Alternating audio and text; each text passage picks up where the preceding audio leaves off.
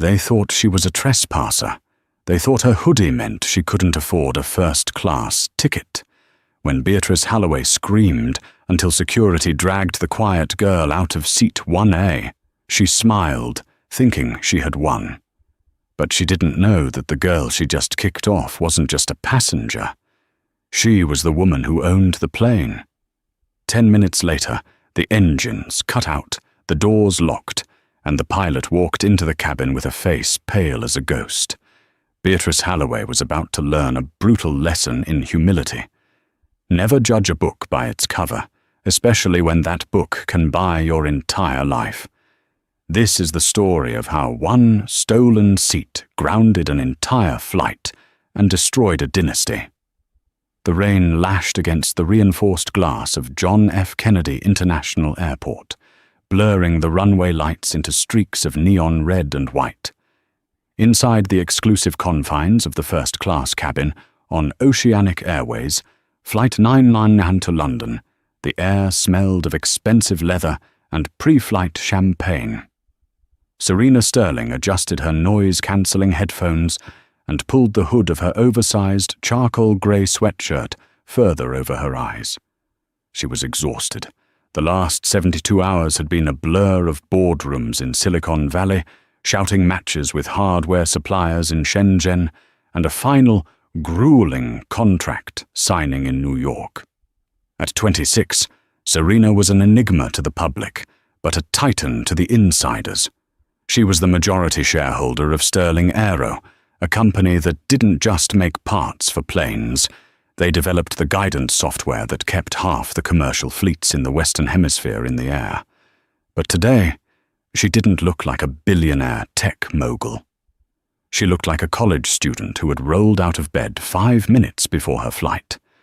She wore no jewelry, no makeup, and her sneakers were scuffed. She had booked seat 1A specifically for the privacy.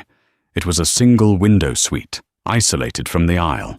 All she wanted was 7 hours of sleep. "Excuse me." The voice was sharp, nasal, and dripping with disdain. Serena didn't hear it at first through her music. A manicured hand, adorned with a diamond ring the size of a quail egg, tapped aggressively on Serena's shoulder. Serena flinched, sliding her headphones down. She looked up. Standing over her was a woman in her late 50s who looked like she had been shrink-wrapped in Chanel. She wore a cream-colored tweed blazer, a silk scarf that likely cost more than a mid-sized sedan, and an expression that suggested she had just smelled something rotting. This was Beatrice Halloway. Behind her stood her husband, Richard Halloway, a balding man in a bespoke suit who looked like he spent most of his life apologizing for his wife. "Yes?" Serena asked, her voice raspy with sleep. "You're in my seat," Beatrice snapped, waving her boarding pass like a weapon. "I specifically requested the window suite. You need to move." Serena blinked, confused. She glanced at the digital display on the suite wall. It clearly read 1A. She pulled her own boarding pass out of her hoodie pocket. "I don't think so," Serena said calmly, holding it up. "Seat 1A. I booked this 3 weeks ago." Beatrice didn't even look at the ticket. She looked at Serena's hoodie. She looked at her messy bun. She looked at the scuffed sneakers. A cruel smirk twisted her lips. "Don't play games with me, dear," Beatrice said, her voice raising enough to attract the attention of the other passengers settling into the cabin. "Clearly there has been a mistake. This is first class. The crew probably upgraded you from economy out of pity, or you snuck in here while they weren't looking. But this is my usual seat. My husband and I are Platinum Legacy members. We don't sit in the aisle." "Beatrice, please," Richard muttered, checking his watch. "The aisle is fine. Let's just sit down." "It is not fine, Richard." Beatrice spun on him, then turned back to Serena. "I am not spending 7 hours staring at the galley while this child sleeps in the prime spot.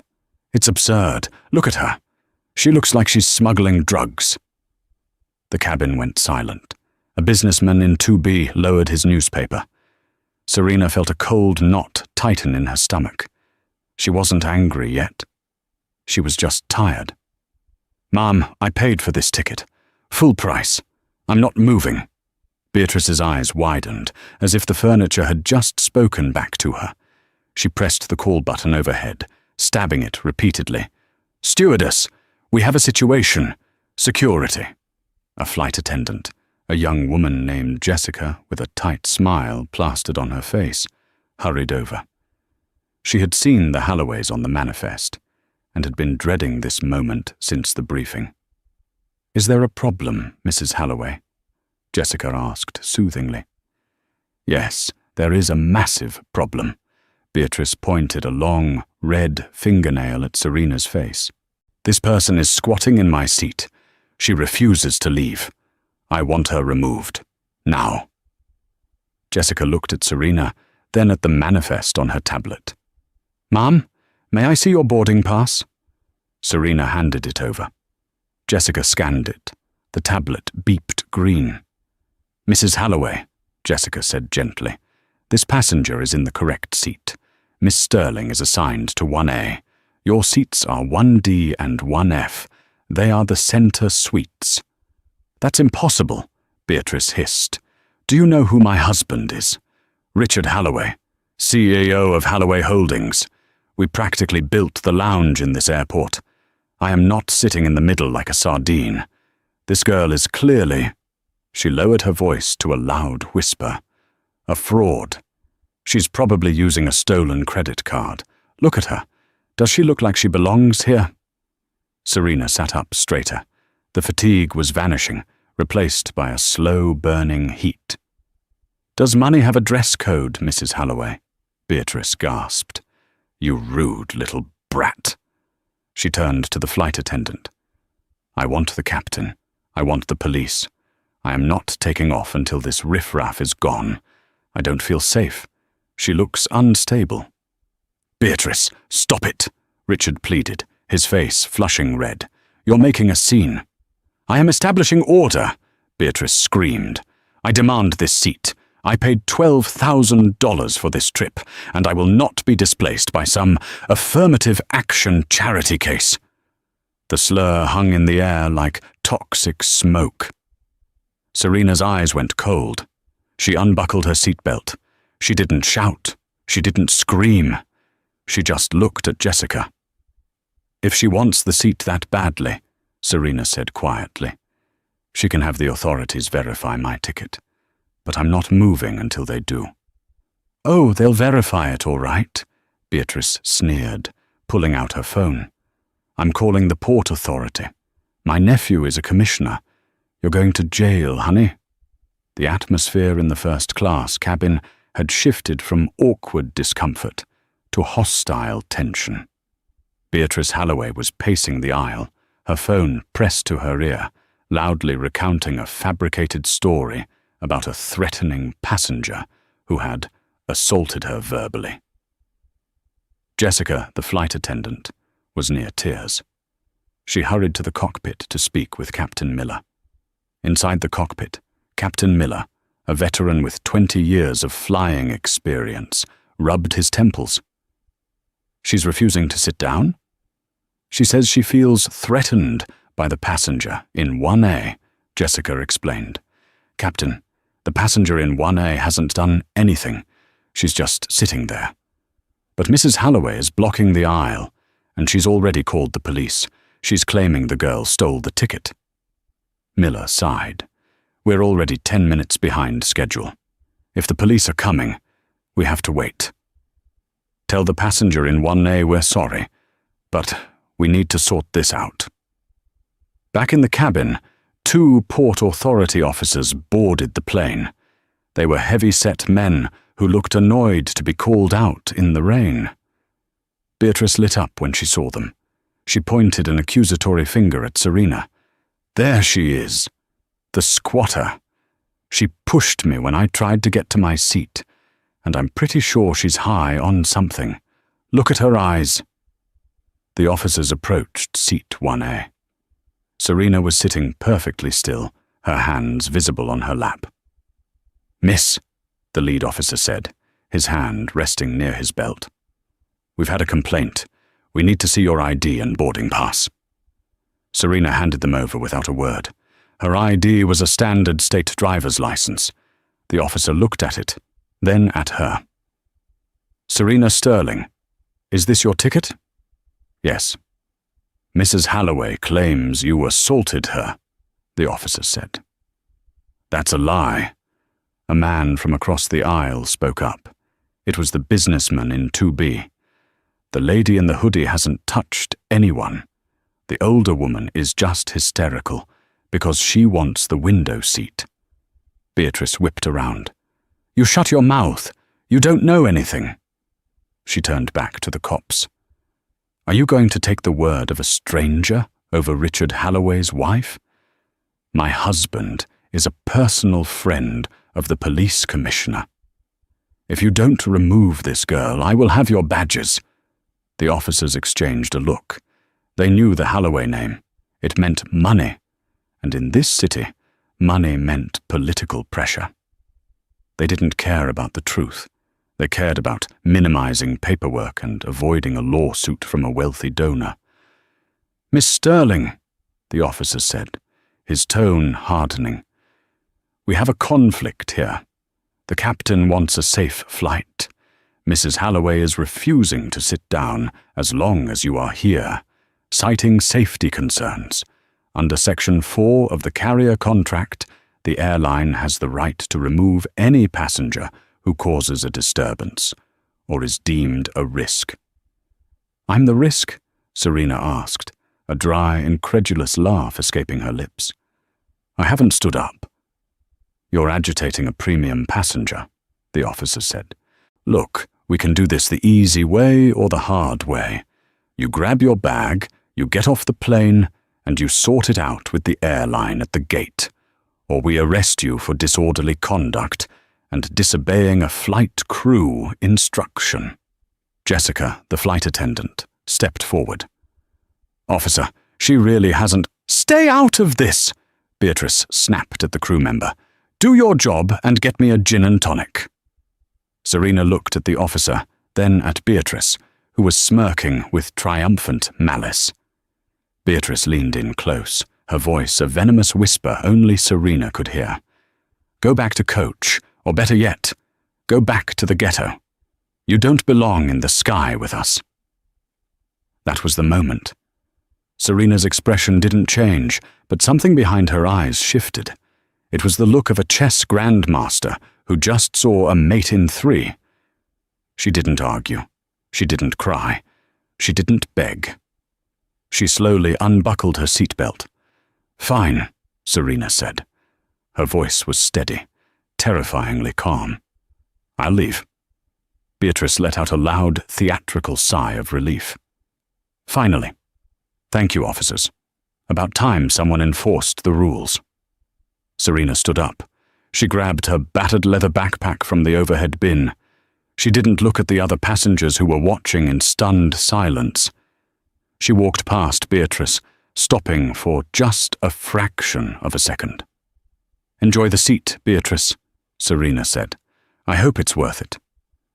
"Get moving." The officer shoved Serena lightly toward the door. As Serena stepped onto the jet bridge, the cold air hitting her face, she reached into her pocket and pulled out her phone. It was a prototype model, unreleased, with a direct satellite uplink. She didn't call a lawyer. She didn't call a friend. She dialed a number that only 5 people in the world had. "This is Command," a voice answered instantly on the other end. "Authorization code, Sterling Alpha 01, Serena said, walking down the jet bridge, the rain pounding on the metal roof above her. "This is Serena Sterling." "Voiceprint confirmed, Miss Sterling. How can we help you?" "I've just been removed from Oceanic Flight 990 for security reasons," Serena said, watching the plane door close behind her. "It seems the aircraft isn't safe for me." "Understood. Initiating protocol?" "No," Serena said, stopping at the window of the terminal gate where she could see the massive Boeing 777 sitting on the tarmac. She watched through the glass as Beatrice Halloway likely settled into seat 1A. I don't want a refund. I want a grounding. A grounding, Mom? Who owns the lease on that 777? Serena asked. There was a moment of typing on the other end. That aircraft is tail number N707, OC. It's leased to Oceanic Airways through Sterling Aviation Capital. One of your subsidiaries, Ma'am. You own the note. Good, Serena said. Revoke the lease, immediately. Suspend the airworthiness certificate for an emergency audit. Tell the tower that the owner of the aircraft has flagged a critical variance in the guidance software. The guidance software? But, Mom, that system is fine. Not if I say it isn't, Serena said. I wrote the code. Send the kill command to the flight management computer. I want that plane dead in the water before it hits the runway. Yes, Ms. Sterling. Executing now. Serena hung up. She stood by the window, phone in hand, and waited. On board the plane, Beatrice was sipping her champagne, stretching her legs out in the spacious legroom of Seat 1A. See, Richard, she said loudly. You just have to be firm with people. Now we can relax. The plane began to push back from the gate. The engines whined as they spooled up. Beatrice closed her eyes, ready for takeoff. And then, suddenly, everything went black. The hum of the engines died instantly. The cabin lights flickered and cut out, replaced by dim emergency lighting. The air conditioning stopped. The plane lurched to a halt in the middle of the tarmac. A collective gasp went through the cabin. What is going on? Beatrice demanded, spilling her drink. Why did we stop? Up in the cockpit, Captain Miller was staring at his instrument panel in horror. Every screen had gone black, except for one central message blinking in bright red text. System lockout. Authorization revoked by owner. Contact Sterling Dynamics immediate. We've lost everything, the co-pilot stammered. Engines, hydraulics, navigation. It's like someone just pulled the plug. Captain Miller grabbed the radio, which was running on emergency battery power. Tower, this is Oceanic 990. We have a total system failure. We are dead on the taxiway. Requesting tow. Back in the terminal, Serena watched the lights on the plane die. She turned her back on the window and began walking toward the VIP lounge of a rival airline. Checkmate, she whispered. Inside Oceanic Flight 990, the silence was deafening, broken only by the nervous murmurs of 300 passengers. Without the auxiliary power unit, APU running, the air circulation systems had failed immediately. The heavy, recycled air of the cabin began to stagnate. 5 minutes passed, then 10. The temperature inside the aluminum tube began to rise. Beatrice Halloway fanned herself aggressively with a safety card she had plucked from the seatback pocket, the pocket that belonged to Serena Sterling just moments ago. This is ridiculous, Beatrice barked, her voice echoing in the quiet first-class cabin. Why haven't they told us anything? Richard, go tell the pilot to restart the engine. It's getting stuffy. Richard Halloway loosened his tie, sweat already beading on his forehead. Beatrice, you can't just tell a pilot to restart a Boeing 777. Something is wrong. Well, I'm not paying $12,000 to sweat, she snapped. She looked at Jessica, the flight attendant who was currently frantically trying to get the intercom to work, but even the PA system was dead. Beatrice unbuckled and stood up. Hey, you! Why is the Wi-Fi down? I can't even send an email to my lawyer. Jessica looked up, her professional mask crumbling. Mrs. Halloway, the entire aircraft has lost power. We are waiting for instructions from the flight deck. Please remain seated. Inside the cockpit, the situation was far more terrified than annoyed. Captain Miller was shouting into his battery-operated emergency radio, connected to the ground maintenance crew. I'm telling you, it's a hard lockout, Miller yelled. I can't override it. The flight management computer is displaying a seizure code. It says asset reclamation. What does that mean? The voice from maintenance control crackled back, sounding bewildered. Captain, we just looked up the code in the Boeing manual. That code doesn't exist in standard operations. It's a proprietary override used by leasing companies. Leasing companies? Miller wiped sweat from his eyes. Oceanic has leased this bird for 5 years. Who holds the note? Stand by. A pause. Then the voice came back, trembling. The aircraft is owned by Sterling Aviation Capital. They're a subsidiary of Sterling Dynamics. Miller froze. The name hit him like a physical blow. Sterling. He thought back to the manifest. He thought back to the girl in the grey hoodie. The girl in seat 1A. The girl he had allowed the police to drag off the plane because a rich woman wanted a window seat. Serena Sterling. Oh my God, Miller whispered. The blood drained from his face, leaving him looking sickly pale in the dim emergency light. Captain, the radio crackled. Tower says they're sending a tug. You're blocking the Alpha taxiway. But listen, we just got a call from corporate. The CEO of Oceanic is on the line with the airport. It's a bloodbath down here. Why? Miller asked, though he already knew. Because the software didn't just kill this plane, Captain. We're getting reports from Heathrow, Dubai, and Tokyo. Every single aircraft leased from Sterling Aviation with the new guidance chip has just received a pause order. You didn't just ground your flight. The entire Oceanic fleet is being grounded worldwide, pending a security audit initiated by the owner. Miller dropped the radio. He looked out the small cockpit window at the rainy tarmac. Back in the cabin, the heat was becoming unbearable. A baby was crying in economy. Beatrice was standing in the aisle, screaming at Jessica. I demand to be let off. Open the door.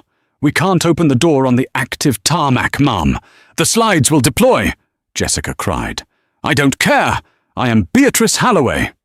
Suddenly, the cockpit door burst open. Captain Miller stepped out. He didn't look like the confident aviator who had greeted them earlier. He looked like a man walking to the gallows. He walked straight past Jessica, straight past the bewildered passengers, and stopped in front of seat 1A. He looked at Beatrice Halloway. Mrs. Halloway, Miller said, his voice shaking with suppressed rage. You need to sit down and shut up. Beatrice gasped, clutching her pearls. Excuse me, do you know who? I know exactly who you are, Miller interrupted, his voice raising to a boom that silenced the cabin. You are the woman who just cost this airline its entire fleet. The passenger you forced off this plane wasn't a squatter. Her name is Serena Sterling. She owns this airplane. She owns the engines. She owns the software that lets us fly. Beatrice blinked, her mouth opening and closing like a fish. The girl in the hoodie? Yes, Miller hissed. She owns it all. And because you treated her like garbage, she just revoked the lease. This plane isn't flying to London. It's never flying again. We are being towed back to the gate, where I suspect federal agents will be waiting. And I pray to God they are waiting for you, and not me. Richard Halloway dropped his head into his hands. Sterling, he muttered, horrified realization dawning on him. Sterling Dynamics, the microchips. Oh no. Oh, Beatrice, what have you done? The process of towing a fully loaded Boeing 777 back to the gate is slow, humiliating, and agonizing. For 45 minutes, the passengers of Flight 990 sat in the sweltering darkness as a tug vehicle slowly dragged them backward.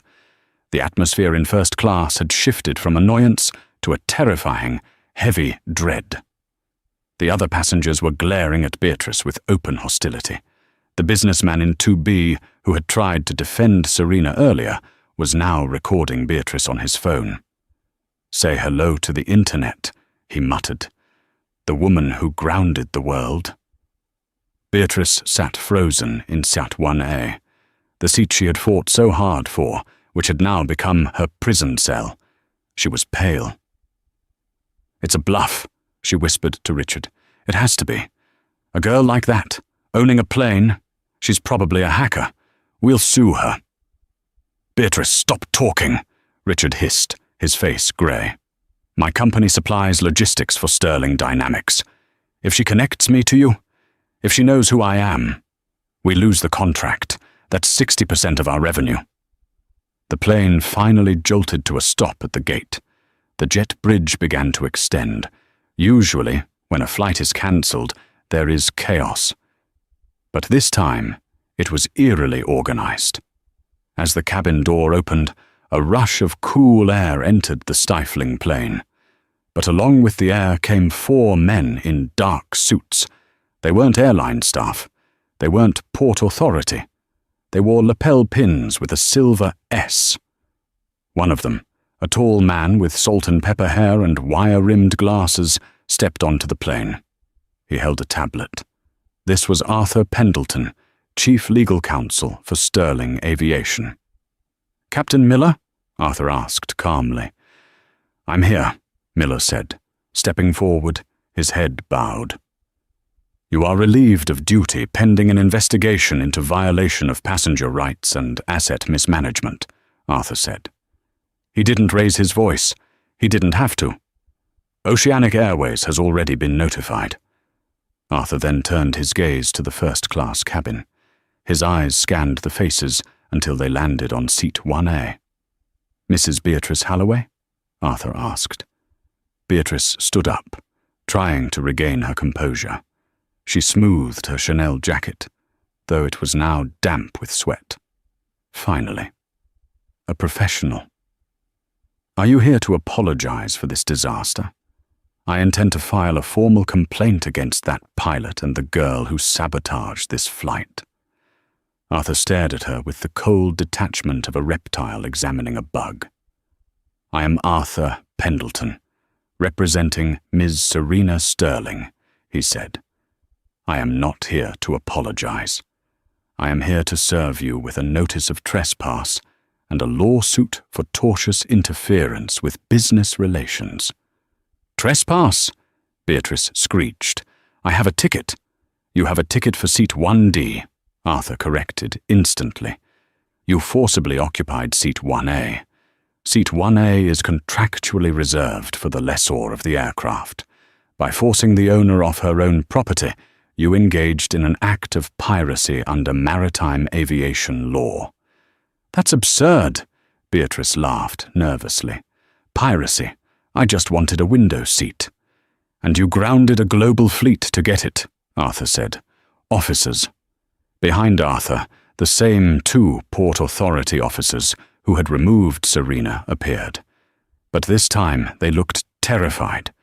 Behind them was their superior, a captain of the Port Authority, who looked ready to fire everyone in sight. "Mrs. Halloway, Mr. Halloway," the police captain said, "please gather your belongings. You are being detained for questioning regarding the disruption of federal aviation." "You can't arrest me," Beatrice screamed as the officers moved in. "My nephew is the commissioner." "Your nephew?" Arthur interrupted smoothly, checking his tablet. "Just resigned 10 minutes ago. Ms. Sterling sent the dashboard cam footage of you abusing her to the mayor. It seems your nephew decided to retire early to avoid the fallout." Beatrice's legs gave out. She collapsed back into seat 1A. "Get her off the plane," the police captain barked. As Beatrice was hoisted up by the officers, weeping and thrashing, the other passengers began to slow clap. It started with the businessman in 2B and spread through the cabin until the entire plane was applauding her removal. "Richard, do something!" Beatrice wailed as she was dragged down the aisle. Richard Halloway stood up, grabbed his briefcase, and looked at his wife being hauled away. He looked at Arthur Pendleton. I need to speak to Miss Sterling, Richard stammered. Please, I didn't say anything. I tried to stop her. Miss Sterling is waiting in the Sterling Aviation private lounge, Arthur said. She requested your presence specifically, Mr. Halloway. Richard swallowed hard. He knew that wasn't an invitation. It was a summons to an execution. The Sterling Aviation private lounge was located in a separate terminal, far away from the chaos of the main airport. It was a sanctuary of silence, marble, and minimalist art. Rain streaked the floor-to-ceiling windows that overlooked the runway. Serena Sterling sat at the head of a long, obsidian conference table. She had changed out of her hoodie. She now wore a sharp, black blazer over a crisp white shirt. Her hair was pulled back in a severe, elegant bun. She looked every inch the billionaire industrialist. She was watching a monitor on the wall. It showed a live news feed. Breaking news. Oceanic Airways fleet. Grounded worldwide. Software glitch or security threat. The double doors opened. Arthur Pendleton walked in, followed by a trembling Richard Halloway. Beatrice was not with them. She was currently in a holding cell at the Port Authority precinct, undergoing processing. Richard walked into the room like a man walking to the electric chair. He saw Serena and stopped. "Ms. Sterling," Richard choked out. I don't know what to say." Serena didn't look at him. She kept her eyes on the news screen. Richard Halloway, CEO of Halloway Holdings, logistics partner for Sterling Dynamics North America. Contract value, $45 million annually. She turned her head slowly to face him. Her face was unreadable. "You stood there, Richard." I tried to tell her," Richard pleaded. "You know how she is. She's impossible." "You stood there," Serena repeated, her voice low. "You watched your wife belittle me. You watched her call me a charity case. You watched her use the police as her personal bullies because she didn't like the way I looked. And you did nothing. You prioritized your comfort over the truth." "I am sorry," Richard said, sweat dripping down his nose. "I am truly sorry. I will make a donation. I will issue a public apology." Serena tapped her finger on the obsidian table. Click, click, click. "Do you know why I was on that flight, Richard?" she asked. Richard shook his head. "I was flying to London to sign the renewal of the Halloway Holdings contract," Serena said. Richard's knees buckled. He grabbed the back of a chair to steady himself. "I was going to give you another 5 years," Serena continued calmly. "I liked your work. I thought you were a man of integrity. But today, I saw who you really are. You are a man who lets injustice happen because it's convenient." "Please," Richard begged. "The company. It employs 3,000 people. If you pull the contract, we go under. Don't destroy my life because of my wife's stupidity." "You destroyed it yourself, Richard," Serena said. She slid a folder across the long table. "This is the termination notice, effective immediately. Sterling Dynamics is severing all ties with Halloway Holdings." "Serena, please, this is bankruptcy." "And this," Serena slid a second document across, "is a lawsuit against you personally for the losses incurred by grounding my fleet. I estimate the damages to be around $200 million. I intend to collect every cent." Richard stared at the papers. His life was over. The empire he had built over 30 years was dissolving in seconds. "Why?" Richard whispered, tears forming in his eyes. "It was just a seat." Serena stood up.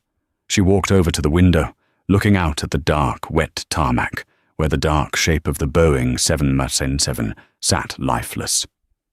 "No, Richard," she said, her back to him. "It was never just a seat.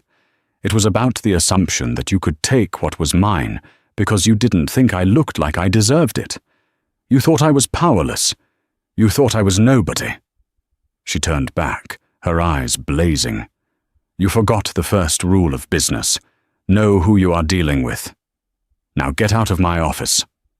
Arthur Pendleton opened the door. "Mr. Halloway. This way." Richard Halloway left the room a broken man. Serena turned back to the window. Her phone buzzed. It was a text from the CEO of Oceanic Airways. "Miss Orte. Sterling, we have fired the pilot and the gate agents. We are issuing a press release apologizing to you. Please, can we turn the planes back on?" Serena looked at the text. She typed back a single word. "Tomorrow." She pocketed her phone. The karma had been served, but the world still needed to learn the lesson. She would let them sweat for one more night. The holding cell at the JFK Port Authority precinct was a stark contrast to the first-class cabin of the Boeing 747. Instead of plush leather and champagne, there was a steel bench bolted to the floor and the smell of stale coffee and industrial cleaner. Beatrice Halloway sat on the edge of the bench, shivering. Her Chanel jacket was wrinkled, and her mascara had run down her cheeks in dark, jagged lines. She had been demanding to see a manager, a captain, or a lawyer for 2 hours, but the officers had simply ignored her. Finally, the heavy metal door clicked open. Beatrice shot up. "About time! I want to file a lawsuit against the airline for false imprisonment. Do you have any idea?" She stopped. It wasn't a lawyer. It was her husband, Richard. But he didn't look like the man who had accompanied her to the airport. His tie was gone, his shirt was unbuttoned at the collar, and he looked like he had aged 10 years in 2 hours. "Richard!" Beatrice cried, rushing to the bars. "Get me out of here! Tell them who we are!" Richard didn't move closer. He stood in the center of the room, staring at her with dull, hollow eyes. "There is no we anymore, Beatrice," Richard said softly. Beatrice froze. "What are you talking about? Don't be dramatic. Just pay the bail." "I can't," Richard said. "My cards were declined.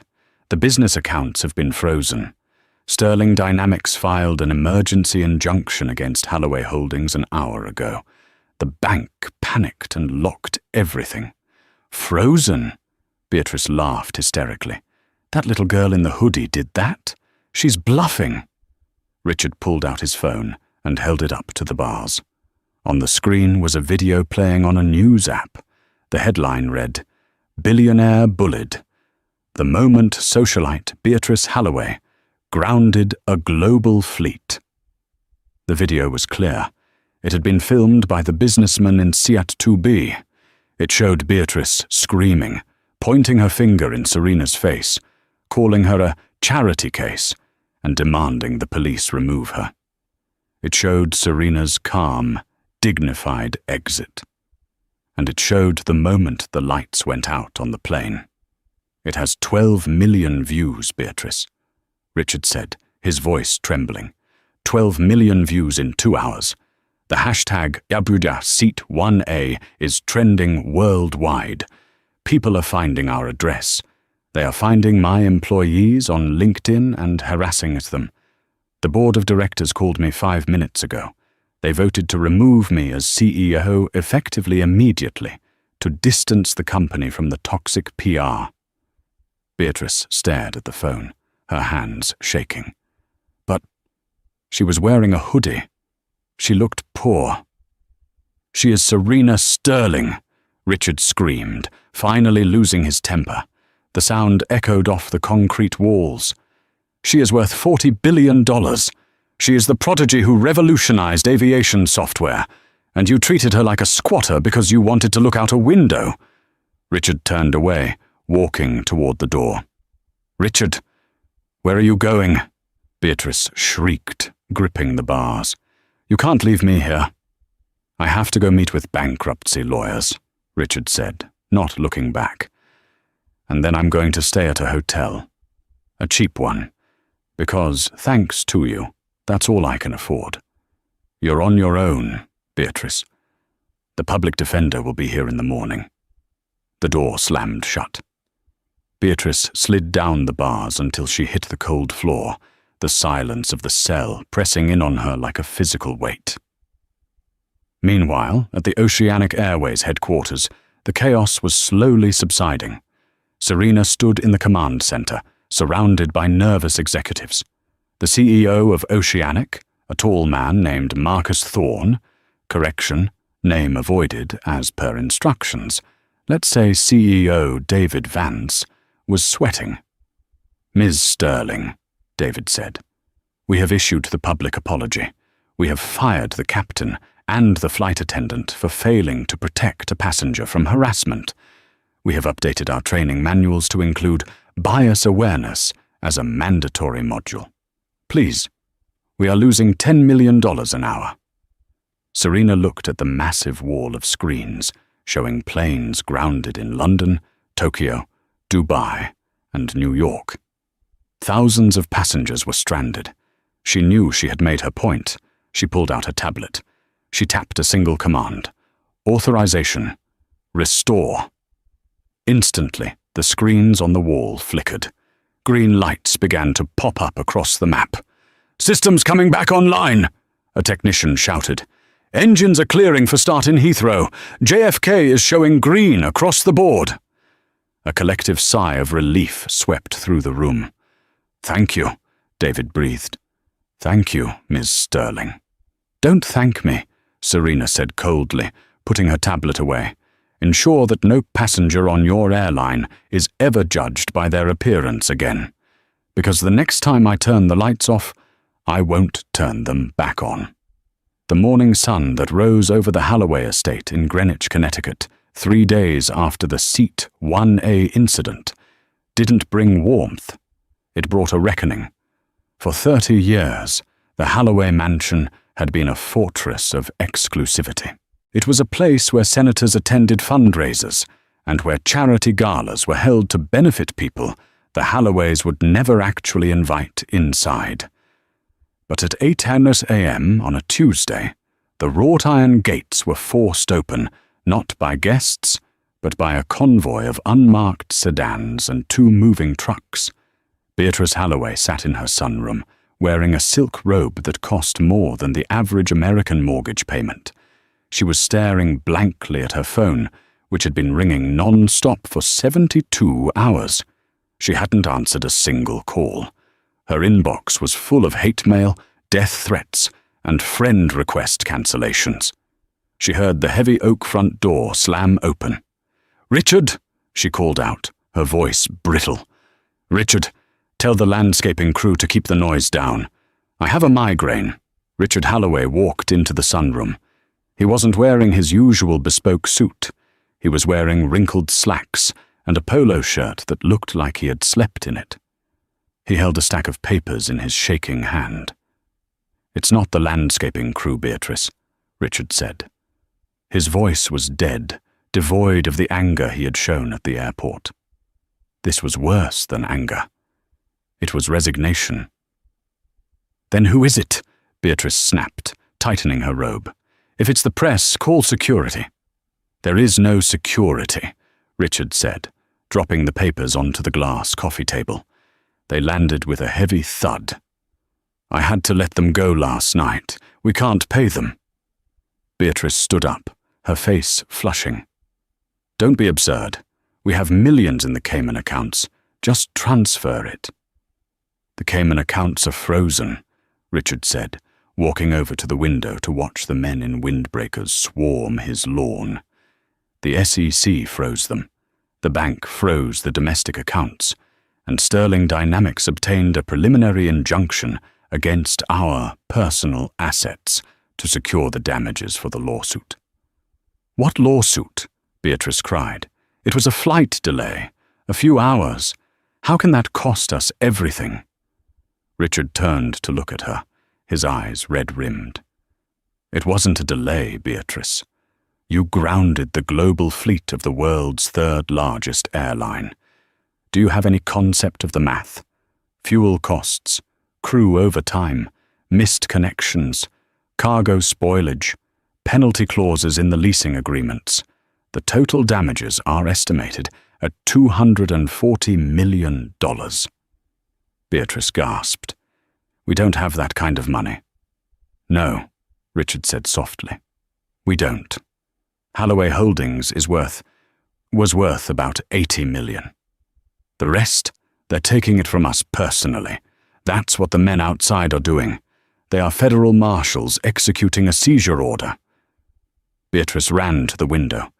She watched as rough hands loaded her prize-winning sculptures into the back of a truck.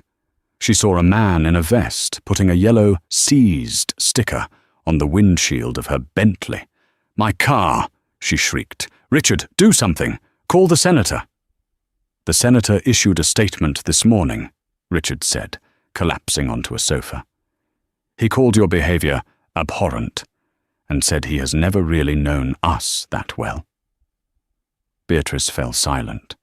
The reality was finally piercing the armor of her delusion.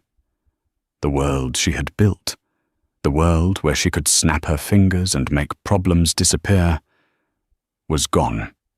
It had been dismantled by a girl in a grey hoodie who simply refused to be moved. 2 weeks later, the Honorable Judge P.T. Henderson sat behind the bench in the Federal District Court of New York. The room was packed. It wasn't just reporters, it was aviation students, social justice bloggers, and curious onlookers who wanted to see the seat one or lady face justice. Beatrice sat at the defense table. She wore a simple navy dress, bought off the rack at a department store because her designer wardrobe had been auctioned off by the bankruptcy trustee. She looked smaller, older. Across the aisle sat the prosecution, and in the gallery, sitting quietly in the back row, was Serena Sterling. Serena didn't need to be there. Her lawyers had told her she could skip it, but she wanted to see it finished. She wanted to ensure the lesson stuck. The prosecutor stood up. Your Honor, the defendant, Beatrice Halloway, engaged in a willful act of disruption that endangered the safety of a commercial flight and caused catastrophic economic damage. She used her social status as a weapon to intimidate a passenger and flight crew. We are asking for the maximum sentence. Beatrice's public defender stood up, looking tired. Your Honor, my client is a woman of a certain generation. She made a mistake. She has lost her home. Her husband has filed for divorce, and she is financially ruined. We ask for leniency. Judge Henderson looked down at Beatrice over his spectacles. Mrs. Halloway, the judge said, in my 20 years on the bench, I have seen bank robbers, fraudsters, and violent criminals, but I have rarely seen such a breathtaking display of entitlement. You didn't just steal a seat. You tried to steal a human being's dignity because you didn't like her clothes. Beatrice looked down at her hands. For the first time in her life, she felt the crushing weight of shame. I sentence you to 3 years of probation, the judge announced. The gavel hovered. And 500 hours of community service. But not just any service. You will be assigned to the custodial staff at JFK International Airport. The courtroom gasped. A murmur of shock rippled through the gallery. You wanted to control the airport, Mrs. Halloway, the judge said, a hint of iron in his voice. Now you will clean it. You will learn that the people you look down on are the ones who make your world function. Court is adjourned. The gavel slammed down. Serena Sterling stood up in the back row. She didn't smile. She just nodded once at the judge, turned, and walked out of the courtroom. The debt was paid. 3 months later. The John F. Kennedy International Airport was bustling with the chaos of the holiday rush. Snow was falling outside, dusting the wings of the massive jets lined up at the terminals. In the food court of Terminal 4, a woman in a generic blue jumpsuit was pushing a heavy cart filled with trash bags. She wore a cap pulled low over her eyes and rubber gloves. Beatrice Halloway stopped to wipe sweat from her forehead. Her back ached. Her manicured nails were long gone, replaced by short, rough fingertips that were cracked from exposure to industrial cleaning fluids. "Hey, lady!" Beatrice flinched. A young man in a hurry had dropped his latte. The cup had exploded on the floor, splashing brown liquid everywhere. "You missed a spot," the man sneered, pointing at the mess. "Hurry up, I have a flight to catch." Beatrice looked at the puddle. She looked at the man. He was wearing a sharp suit, an expensive watch. He looked exactly like the kind of person she used to be. The old Beatrice would have screamed. She would have demanded to see his manager. She would have told him who she was. But Beatrice Halloway said nothing. She gripped her mop. She lowered her head. "I'm sorry, sir," she whispered. "I'll get it right away."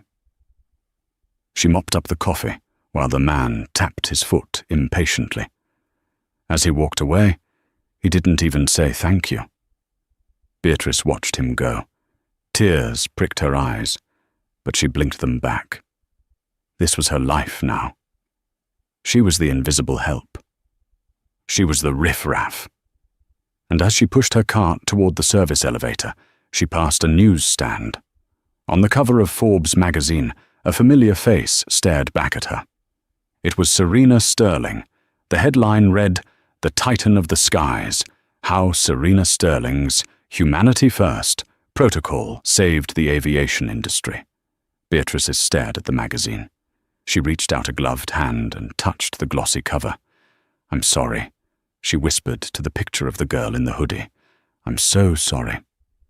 A few terminals away, in the exclusive wing of international departures, the atmosphere was very different.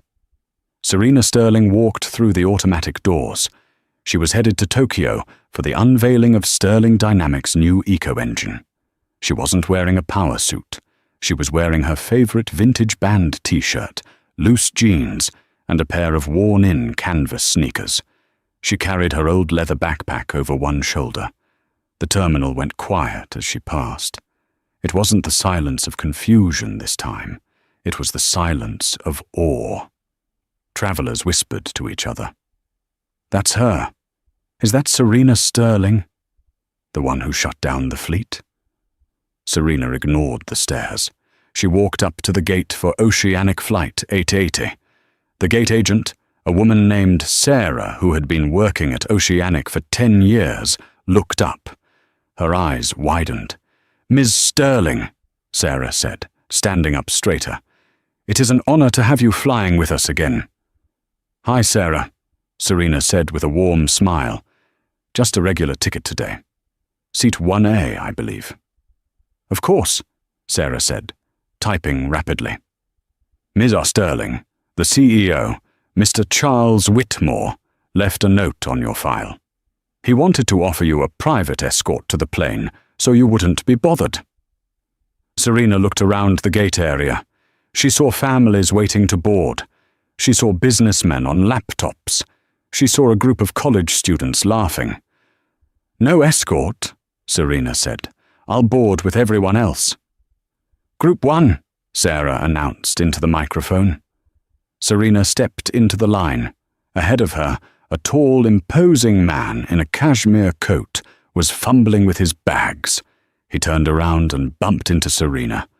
"Watch it," the man grunted instinctively, scanning her casual clothes with a look of annoyance.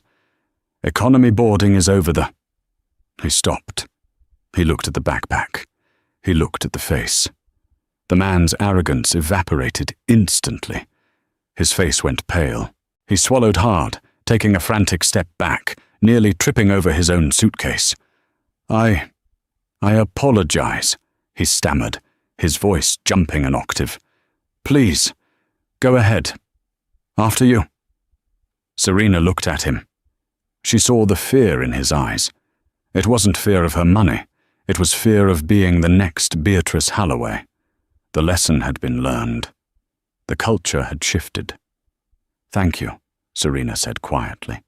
She walked down the jet bridge. The cool air of the tunnel smelled of jet fuel and rain. It was a smell she loved. She stepped onto the plane. The flight attendants were waiting. They didn't offer her champagne immediately. They offered her a genuine smile. Serena walked to seat 1A. She threw her backpack into the overhead bin. She sat down in the wide, plush leather chair. It was just a seat, metal, foam, and fabric. But it felt different now. It felt like a throne that had been earned, not bought. She looked out the window. The rain had stopped. The clouds were breaking, revealing a streak of brilliant, golden sunlight hitting the tarmac. She pulled out her phone and sent a text to her engineering team. Wheels up in 10. Let's change the world again. She put her phone away, reclined the seat, and pulled her hood up. For the first time in months, Serena Sterling closed her eyes and truly rested. The flight was cleared for takeoff. The engines roared to life, a deep, powerful hum that vibrated through the floorboards. As the plane accelerated down the runway, pushing her back into the seat, Serena smiled. She wasn't just flying. She was soaring. Beatrice Halloway spent 30 years believing that the price of her clothes determined the value of her soul.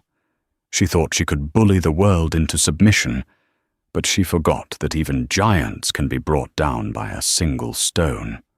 Serena Sterling didn't just reclaim a seat. She dismantled a dynasty and proved that true power doesn't scream, it acts. Beatrice ended up cleaning the very floors she once thought she was too good to walk on, while Serena soared above her, not because of her billions, but because of her integrity. This story is a brutal reminder that the tables can turn in the blink of an eye. If you believe that karma always keeps the receipts, hit that like button to support the channel. And if you want more stories where the arrogant get what they deserve and the humble rise to the top, subscribe and ring that bell. We have a new drama coming tomorrow that you won't believe. Thanks for watching, and remember, treat the janitor with the same respect as the CEO, because you never know when their roles might switch.